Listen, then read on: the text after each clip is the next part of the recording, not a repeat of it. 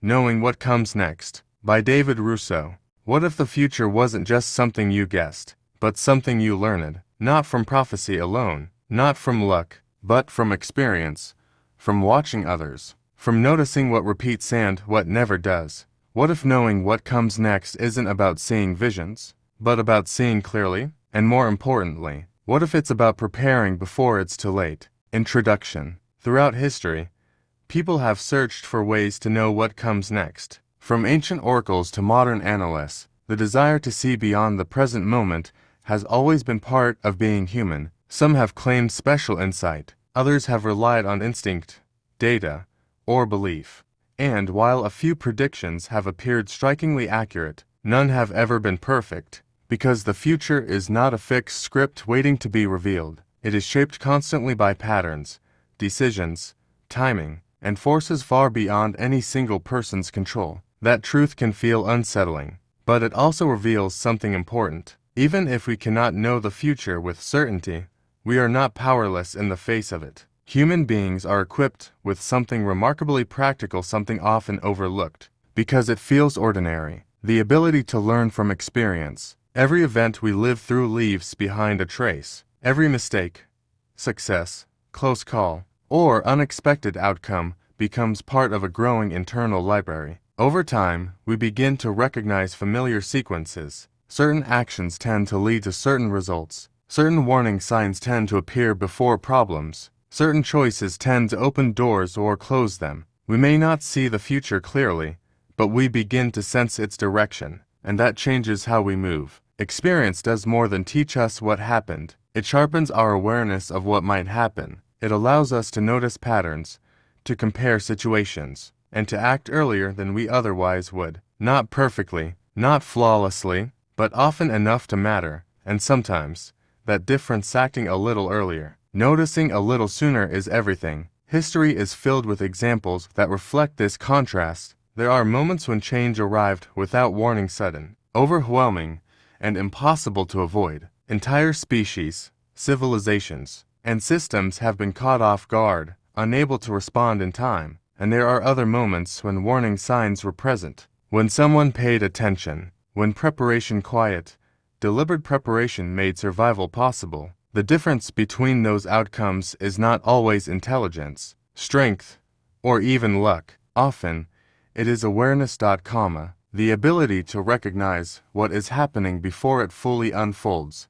You can see this in everyday life. A seasoned investor senses instability before a market shifts. A teacher recognizes when a student is beginning to fall behind. A driver anticipates danger seconds before it appears. These moments are not based on supernatural vision. They are built on accumulated experience, on having seen similar situations before and responding sooner because of it. This audiobook is about developing that kind of awareness. Not prediction in the sense of certainty, but prediction in the sense of preparation. It is about understanding how patterns form, how experience shapes judgment, and how observation sharpens insight. It is about learning not only from your own life, but from the lives of others, expanding your perspective, without having to endure every mistake firsthand. It is also about recognizing limits, because no matter how much you learn, uncertainty will always remain. There will always be events you cannot foresee, outcomes you cannot control,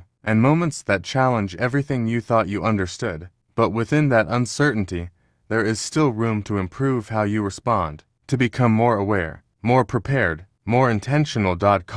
Knowing what comes next is not about having all the answers. It is about asking better questions, noticing more details, and acting with greater awareness of what is likely not guaranteed, but possible. And when you begin to live that way, something shifts. You stop reacting at the last moment. You start preparing ahead of time. And in many situations, that small shift from reaction to anticipation is what separates being overwhelmed from being ready. This is where that shift begins. Chapter 1.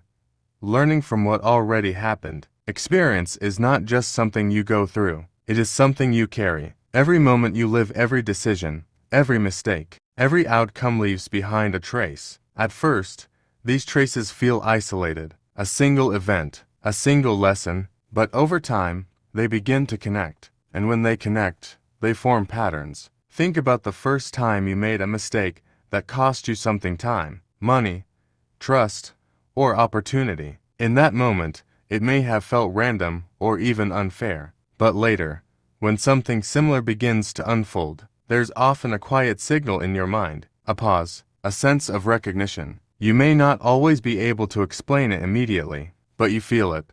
This looks familiar. That feeling is experience at work. Your mind is comparing the present to the past, searching for similarities, warning you of what might come next. It doesn't guarantee you'll be right, but it gives you something powerful, a chance to act sooner. A child learns this quickly. Touch a hot surface once, and the lesson is immediate. The next time, hesitation appears before contact, not because the child can predict the future with certainty, but because the past has already offered a preview of what could happen. As we grow older, the lessons become more complex. You begin to recognize patterns in people, in conversations, in decisions. You notice how certain behaviors tend to lead to certain outcomes. You start to see how small choices, repeated over time, shape larger results. Someone who avoids responsibility once may avoid it again. A situation that feels rushed may lead to mistakes. An opportunity that seems too good to be true often is. These are not rules,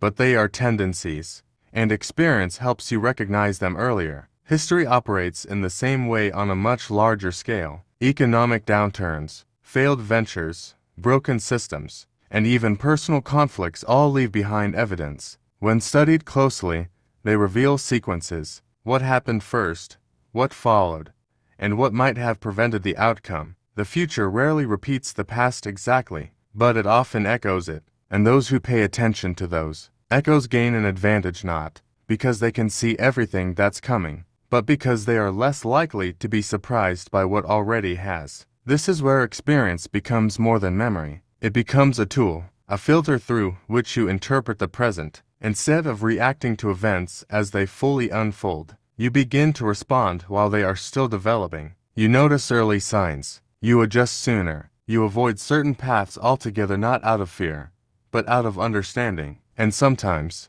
that early recognition is the only difference between being overwhelmed and being prepared. Of course, experience alone is not perfect. It can mislead. It can create false assumptions if we rely on it without reflection. Not every situation that looks familiar will end the same way. This is why awareness matters just as much as memory. You don't just ask, "Have I seen this before?" You also ask, "What's different this time?" That balance between recognizing patterns and questioning them is what sharpens judgment over time.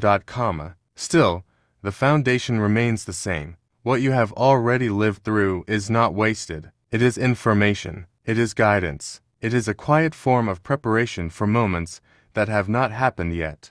And while you may never know exactly what comes next, you are rarely starting from nothing. Chapter 2.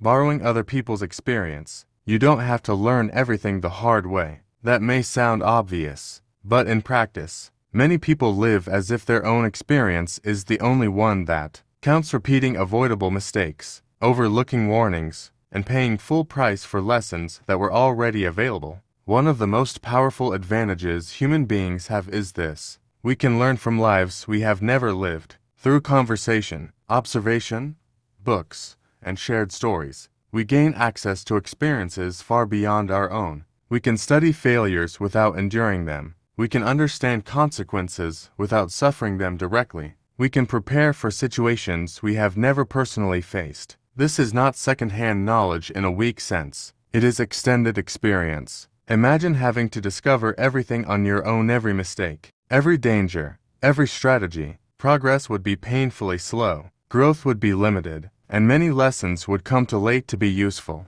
But that is not how human life works. Instead, we inherit knowledge. A parent warns a child about a risky decision. A mentor shares what went wrong in their early career. A friend explains the consequences of a choice they regret. In each case, something important is being transferred. Not just information, but experience condensed into insight. And when that insight is taken seriously, it can change outcomes. History is filled with examples of this principle. Entire societies have risen or fallen, based on whether they learn it from those who came before them. Patterns of success and failure are rarely hidden, they are often recorded, discussed, and available to anyone willing to pay attention. Yet there is a common resistance. People often believe that their situation is different, and sometimes it is, but more often, the underlying patterns are the same, only the details have changed. The circumstances may look new, but the structure beneath them is familiar. The same types of decisions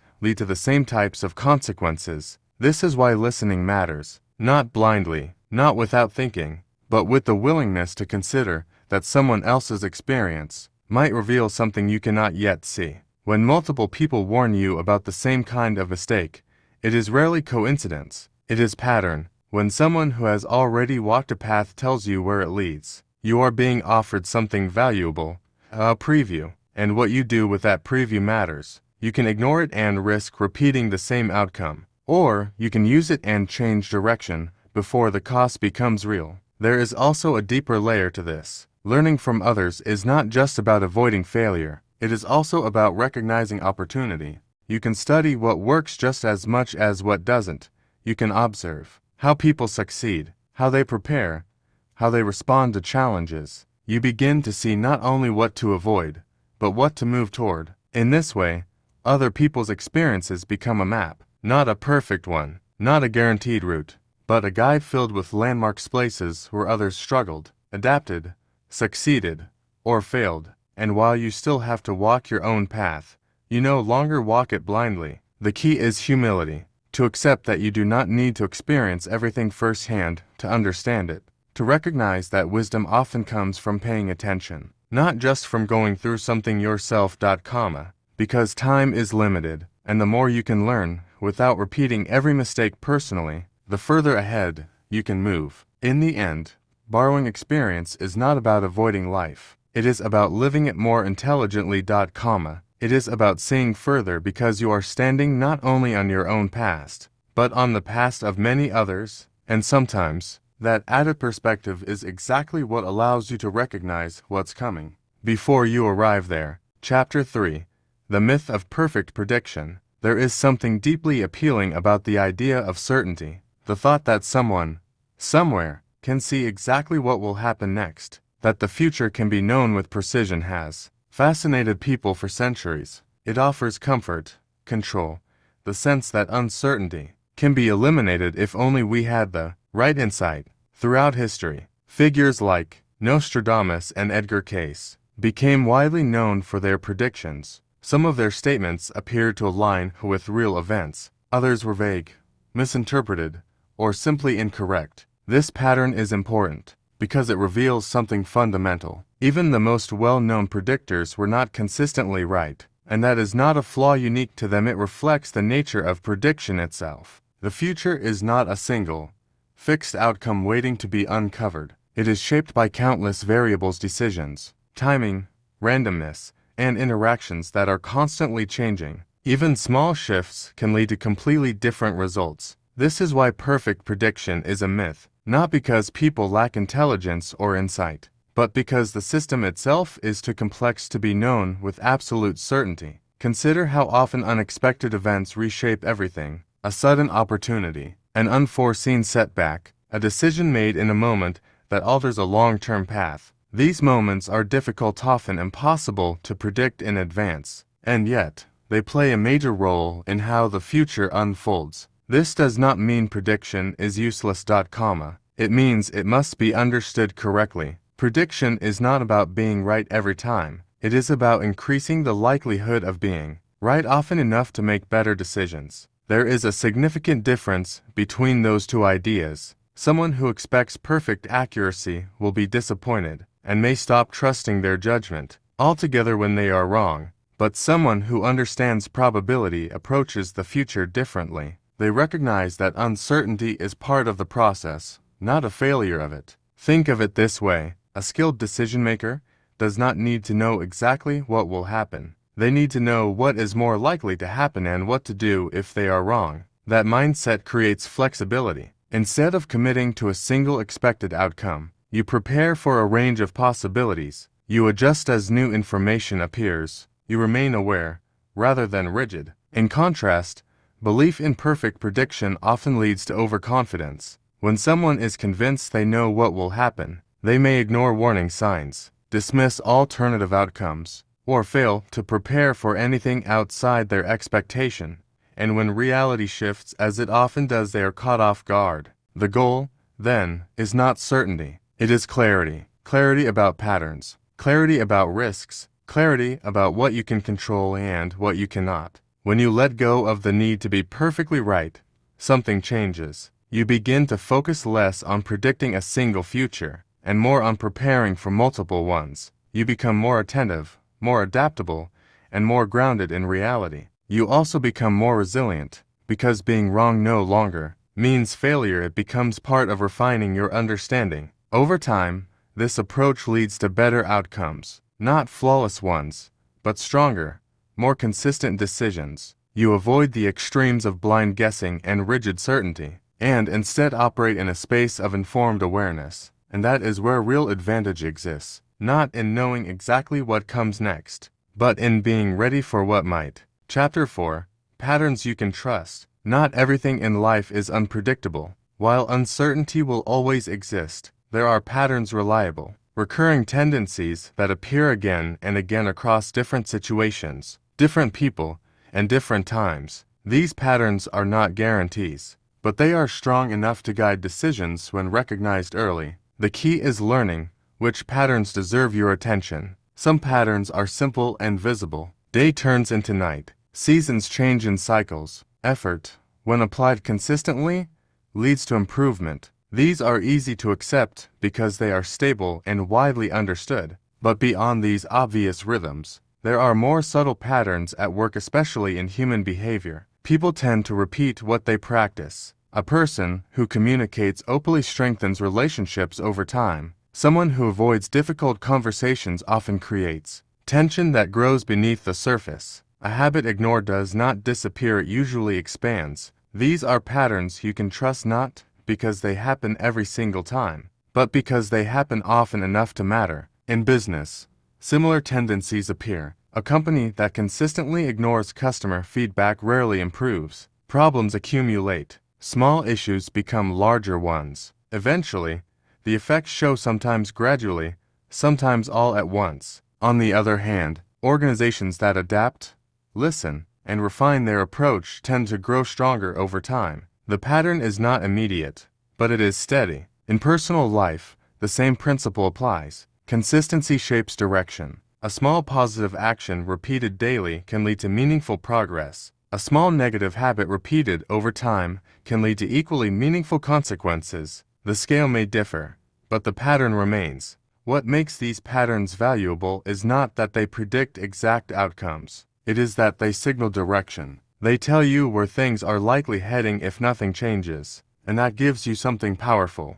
the ability to intervene early. If you recognize a pattern that leads to a negative outcome, you can adjust before it fully develops. If you recognize a pattern that leads to growth, you can reinforce it and accelerate progress. Without that awareness, you are left reacting to results after they appear. With it, you begin to shape those results while they are still forming. However, there is an important balance to maintain. Not every pattern is permanent. Situations evolve, people change, external conditions shift. A pattern that was once reliable can weaken or break entirely under new circumstances. This is why awareness must remain active, not automatic. You don't just recognize patterns, you continually test them. You ask, is this still true? Is this pattern holding?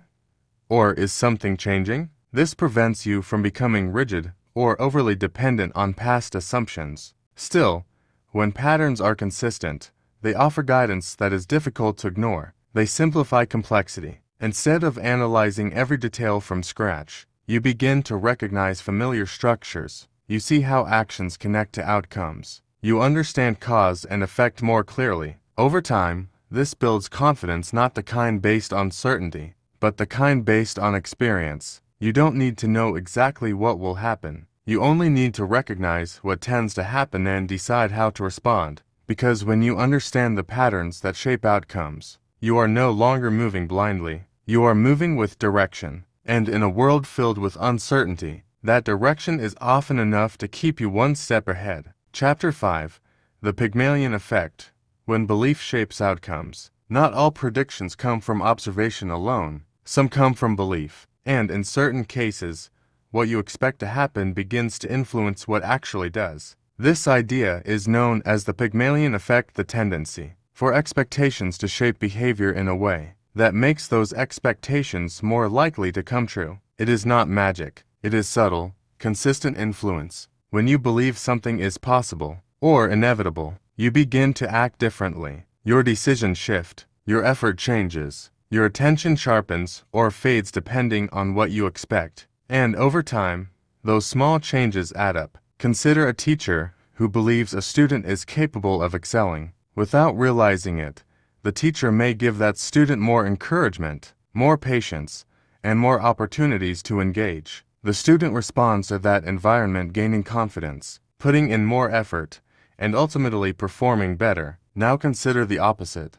If a student is expected to struggle, the signals change. Less attention, lower expectations, fewer chances to improve. The student senses this, often internalizes it, and performs accordingly. In both cases, the expectation influences the outcome, not perfectly, not instantly, but meaningfully. The same dynamic appears outside the classroom. An athlete who believes they can improve trains with more focus and persistence. Someone who doubts their ability may hesitate, hold back, or stop early. Over time, the difference in belief becomes a difference in result. In everyday life, this pattern is easy to overlook because it happens gradually. A person who expects failure may avoid risks, missing opportunities that could have changed their direction. A person who expects progress may take consistent action, building momentum even through setbacks. Expectation shapes preparation,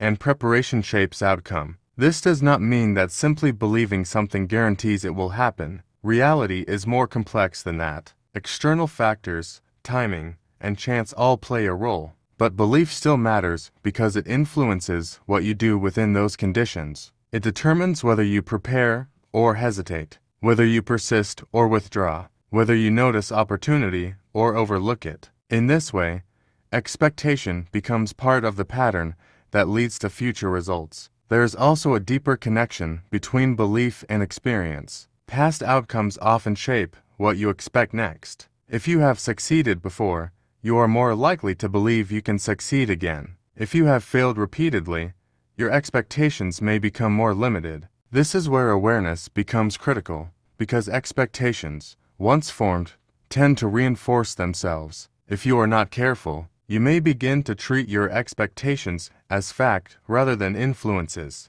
You may assume that what you believe will happen is what must happen, but expectations are not predictions. They are inputs. They are forces that push behavior in certain directions, and when recognized, they can be adjusted. You can choose to challenge a limiting expectation. You can decide to act as if improvement is possible, even when it feels uncertain. You can create conditions that support better outcomes not by ignoring reality, but by engaging with it more intentionally. Over time, this changes how you approach the future. You are no longer just reacting to what you think will happen. You are participating in shaping it, because knowing what comes next is not only about observing patterns outside yourself. It is also about understanding the patterns within your beliefs, your expectations, and the way they influence your actions. And when those internal patterns align with awareness and preparation, they become one more way you move forward, not blindly,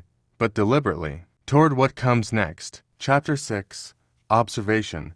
The skill behind insight. Some people seem to know what's about to happen before anyone else does. They sense tension before an argument begins. They notice hesitation before a mistake is made. They recognize opportunity before it becomes obvious. From the outside, it can look like instinct or even intuition, but more often, it is something quieter and more practical. They are observing more. Observation is one of the most overlooked skills when it comes to understanding what comes next. It does not require special talent. It does not rely on prediction in the traditional sense. It simply requires attention-focused, consistent attention to what is happening in front of you. Details matter, a shift in tone during a conversation, a pause that lasts slightly longer than expected, a pattern of behavior that changes without explanation. Individually, these details may seem insignificant, but together, they form signals, and those signals often appear before outcomes.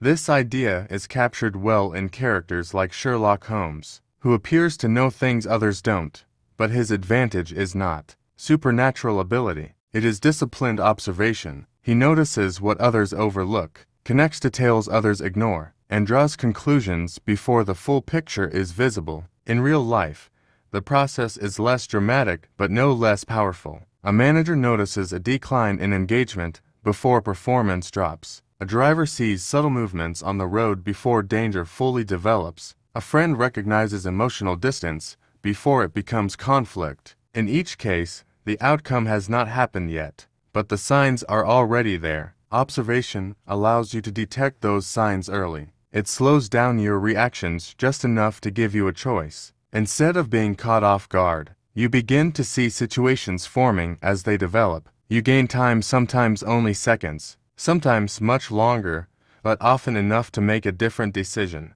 And that difference matters, because most outcomes do not appear suddenly. They build. There is usually a sequence of progression from early signals to visible results. The problem is that many people only notice the final stage, when the situation is already difficult to change. Observation shifts your attention earlier in the process. It trains you to ask, what is happening right now? What has changed? What feels out of place? These questions sharpen awareness. They move you away from assumptions and toward evidence. Over time, observation becomes faster and more natural. You begin to recognize patterns almost immediately. Situations that once felt unclear start to make sense more quickly. You don't need as much time to understand what you're seeing, because you've seen parts of it before. However, observation requires discipline. It is easy to become distracted, to rely on first impressions, or to overlook small details in favor of larger ones. But often, it is the small details that matter most. They are the first indicators of change, and change is what signals what might come next. There is also an important distinction to make. Observation is not judgment. It is possible to notice something without immediately deciding what it means. In fact, separating the two makes observation more accurate. You gather information first. You interpret it carefully. You remain open to the possibility that you may need more data before reaching a conclusion. This prevents overreaction and improves clarity, because the goal is not to assume, it is to understand, and understanding begins with seeing clearly. When you strengthen your ability to observe, you begin to move through life differently. You are less surprised by outcomes. You notice patterns sooner. You recognize when something is shifting before it becomes obvious to everyone else. And in many cases, that early awareness is enough. Enough to adjust, enough to prepare, enough to avoid what could have gone wrong or to move towards something better. Because insight does not appear all at once. It begins with observation, and those who learn to see clearly often recognize what's coming before it arrives. Chapter 7. Thinking in Probabilities. Prediction does not require certainty. You do not need to know exactly what will happen next to act wisely. You only need to understand likelihood, the relative chance that something will occur under given circumstances. Thinking in probabilities is a skill that separates those who react blindly from those who prepare intelligently. Consider a card counter in a casino. They cannot see the next card. They cannot control the shuffle, but they can estimate which cards are more likely to appear based on the information they have. Over time, their decisions accumulate advantage. One correct assessment after another, small as each may be, builds a significant difference. Life works the same way. Events rarely arrive with certainty, but patterns when observed and analyzed allow you to assign odds. If a student consistently procrastinates, there is a high probability they will struggle on a looming deadline. If a market repeatedly reacts to certain economic signals, it is likely to respond similarly next time. If a habit has produced consistent results in the past, it probably will again unless something changes drastically. Probability is not about predicting exactly. It is about weighting possibilities and prioritizing action accordingly. Some outcomes are unlikely but catastrophic. Others are probable but manageable. Thinking in probabilities allows you to focus your energy where it matters most. It allows preparation to be both strategic and flexible. There is also a subtle psychological advantage to this approach. When you think in probabilities, you accept uncertainty without being paralyzed by it. You are neither overconfident nor fatalistic. You act based on likelihood, not illusion. You hedge risks, reinforce advantages, and remain attentive to changes. Experience refines probability. The more you have observed events unfold, your own or others, the more accurately you can assess odds. You begin to see which sequences repeat reliably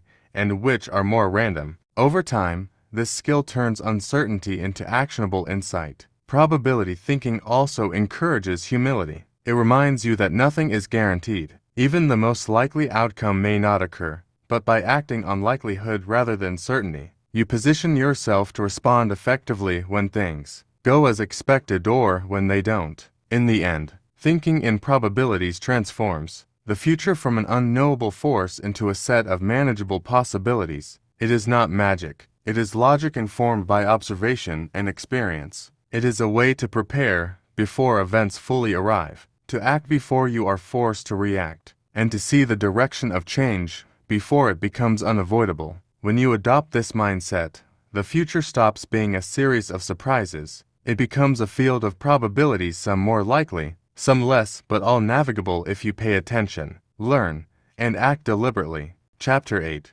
Recognizing what's different? Experience teaches you patterns. It teaches you what tends to repeat, what usually follows, and which sequences are reliable. But just as important as noticing what is familiar is noticing what is different, the signals that stand out because they break the pattern. Change is rarely subtle in its consequences, even if it is subtle in its signs. A behavior that seems slightly off, a decision that doesn't align with previous trends, an unexpected event, all of these are moments where the future may be shifting in a new direction. If you ignore them, you risk being caught off guard. If you notice them, you gain an early opportunity to respond. Think of it in everyday life. A student who usually participates suddenly withdraws. A colleague who consistently meets deadlines begins missing them. A friend who normally offers advice stops speaking up. Each of these anomalies may be minor on their own, but they are clues that something beneath the surface is changing. Recognizing difference requires careful attention.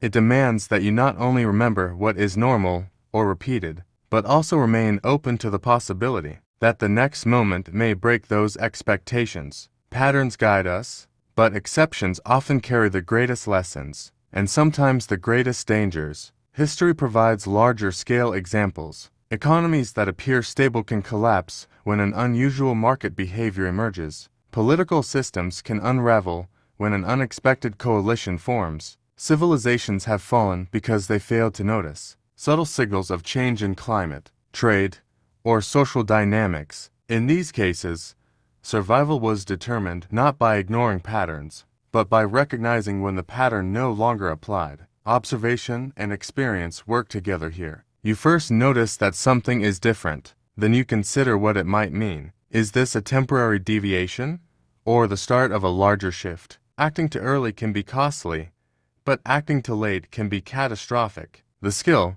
then, is not only in seeing difference, but in interpreting its significance. It is in asking, what does this change imply? What consequences might follow if it continues? How should I adjust my actions in response? Recognizing what's different is a form of early warning. It does not provide certainty, but it gives time a rare and valuable resource. And in many situations, the ability to adjust in response to early signals is what separates those who survive from those who are caught unprepared. Patterns are your map, but anomalies are your compass. They point to areas where the usual rules no longer apply. They are reminders that the future is shaped not only by repetition, but by deviation. And when you pay attention to both, you begin to see a more complete picture not just of what has happened before, but of what is likely to come next. Chapter 9. Accepting what you can't know. No matter how much experience you accumulate, no matter how skilled you become at observing patterns or thinking in probabilities, there will always be events that you cannot foresee. Life contains randomness, surprises, and outcomes that defy prediction. A sudden storm, a market crash, a health crisis, these are realities that no amount of preparation can fully prevent. This is where humility becomes essential. Accepting the limits of your knowledge is not defeat. It is clarity. It is the recognition that while you can improve your ability to anticipate, you cannot control every variable, and you cannot eliminate uncertainty. Even the most careful planners are vulnerable to forces beyond their awareness or influence. Consider history. Entire species, like the dinosaurs, were blindsided by events they could not have known or prepared for. Societies, civilizations, and individuals face similar moments. Unpredictable events are part of the fabric of life, and yet, the human story is also filled with examples of preparation, making a difference. Noah building the ark, communities adapting to environmental challenges, families planning for hardships before they arrive. The key distinction lies in what is possible to foresee versus what is not. Accepting the unknown does not mean inaction. On the contrary, it allows you to focus your energy on what you can influence, patterns you have observed, probabilities you can assess, and signals you can interpret. It encourages preparation, flexibility, and resilience, rather than false certainty or rigid control. This principle also intersects with faith, belief, or trust depending on your perspective. Some people find strength in the idea that while humans cannot know everything, a larger order or intelligence holds a degree of certainty beyond our comprehension. Others rely on the simple comfort that acknowledging uncertainty reduces fear, because you are no longer attempting the impossible. Total foresight. Ultimately, accepting what you cannot know is about balance. It is about working within the limits of understanding, while still acting proactively. It is about recognizing which patterns are reliable enough to guide action, which probabilities are strong enough to prioritize, and which anomalies require attention. The unknown will always exist, but by focusing on what is visible, interpretable, and actionable, you maximize your preparedness. You reduce vulnerability without pretending control. You strengthen your ability to respond, adapt, and survive not perfectly, but effectively. In life, some surprises cannot be avoided, but those who accept this truth, while still paying careful attention to what can be seen and learned, are the ones who navigate uncertainty with the greatest resilience. They are not omniscient, but they are ready, and readiness, more than certainty, often determines the outcome. Chapter 10.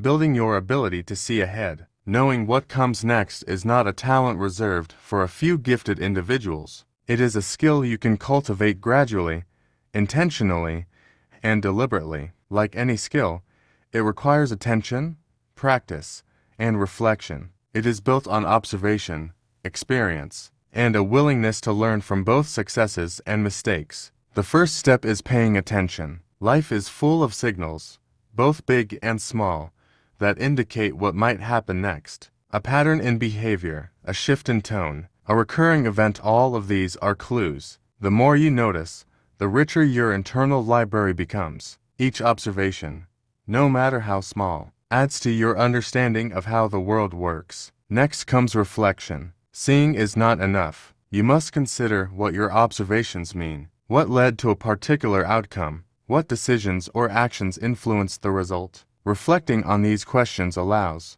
you to transform raw experience into usable insight. It turns data into guidance and mistakes into lessons. Learning from others is equally important. Books, mentors, stories, and historical examples are all ways to gain experience without bearing the full cost yourself. When you borrow the knowledge of those who have faced situations before you, you accelerate your understanding of patterns, risks, and opportunities. You also need to look for patterns, not only in what happens repeatedly, but in what deviates from the norm. Recognizing recurring tendencies gives you predictive power, while noticing anomalies alerts you to potential changes before they fully unfold. Both are essential for acting early and wisely. Equally critical is questioning assumptions. What you think you know can blind you to what is actually occurring. Patterns can shift, people can change, and conditions can evolve. By continually questioning your assumptions, you remain flexible,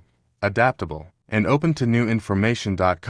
Finally, Preparation is key. Anticipation without action is useless. When you sense that something is likely or even possible, you act. You make adjustments, take precautions, or seize opportunities. Over time, acting ahead of the moment becomes a habit, and that habit creates a significant advantage in a world filled with uncertainty. Building this ability does not mean you will always be right. The future is never guaranteed, but by observing, reflecting, learning, and preparing, you increase your chances of responding effectively. You move from being reactive to being proactive. You begin to act before events fully arrive, rather than scrambling after the fact. This is the essence of seeing ahead. It is not magic, prophecy, or certainty. It is careful attention, informed insight, and deliberate action. It is about taking what you can know, learning from what you cannot, and positioning yourself to navigate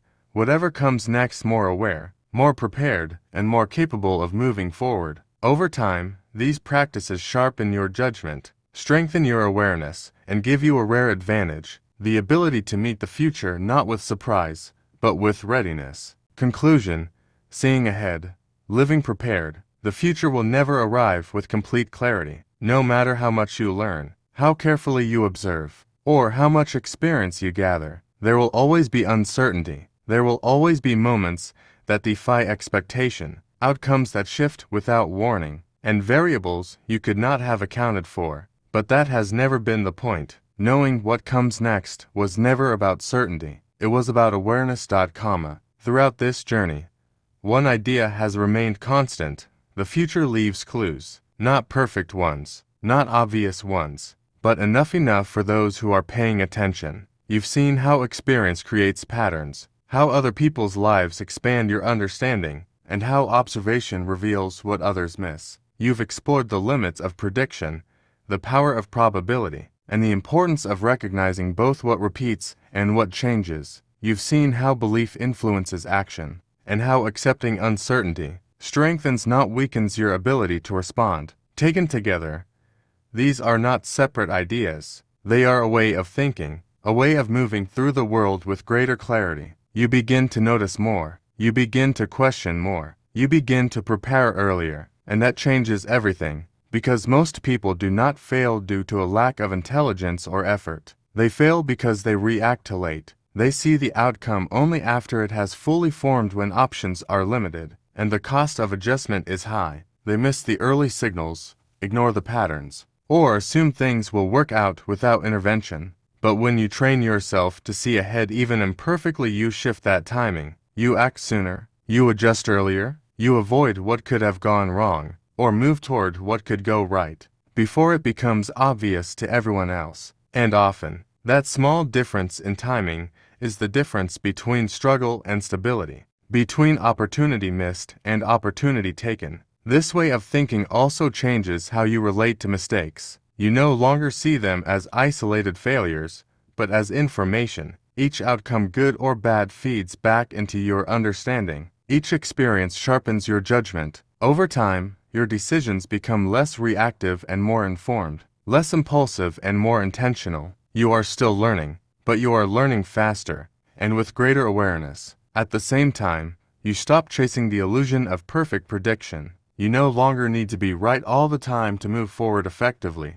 You think in probabilities. You prepare for multiple outcomes. You remain flexible, adjusting as new information appears. This creates resilience, because when the unexpected happens, and it will, you are not starting from zero. You have built a mindset that allows you to adapt, to reassess, and to respond without panic. You are not caught off guard. You are ready to engage with what is happening, and that readiness is what matters most. In the end, knowing what comes next is not about seeing the future as a fixed destination. It is about understanding direction. It is about recognizing where things are likely heading and deciding, while there is still time, what you will do about it. Will you continue forward? Will you adjust your path? Will you prepare for impact or position yourself for opportunity? These decisions happen before the outcome arrives. That is where your advantage exists, not in certainty, but in preparation. So as you move forward, carry this with you. Pay attention to what repeats. Notice what changes. Learn from what has already happened both in your life and in the lives of others. Question your assumptions. Think in probabilities, and act before you are forced to react. Because the future does not belong to those who can predict it perfectly. It belongs to those who are ready for it. And now, you are,